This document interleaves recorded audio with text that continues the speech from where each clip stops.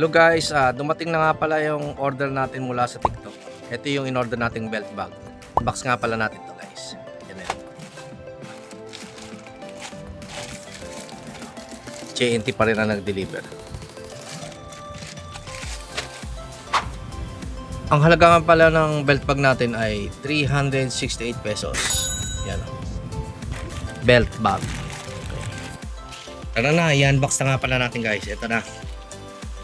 Up. Sulit kaya ang 368 pesos. Wow.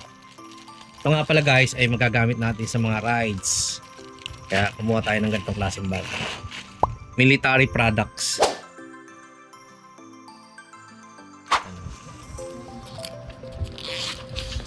Meron siyang zipper. No? Gano'n natin. Up. Tatakpan natin. Ito, sa front niya, meron ding zipper. Ayan o. Oh, ganda ng packet. Para sa mga barya. Ito sa left side, di zipper din siya guys. Ayan. Pwede mo nilagyan ng barya. Dito sa right side, ay pwede mo ring lagyan ng barya kasi meron siya dito nakaharang. Okay.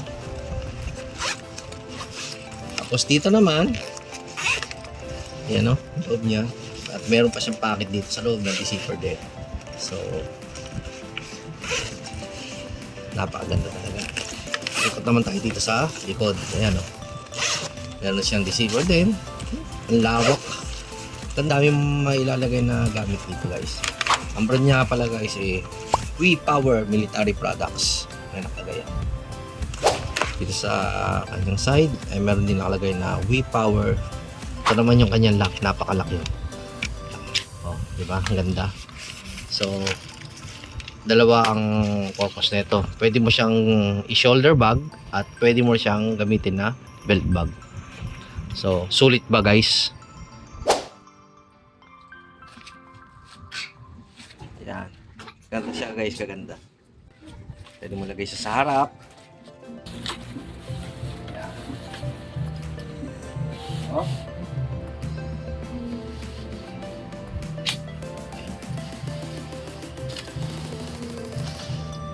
Napaganda, di ba? Ano nga ba ang pwedeng ilagay sa bag na to? Subukan natin kung gaano karami ang may ilalagay sa belt bag na ito.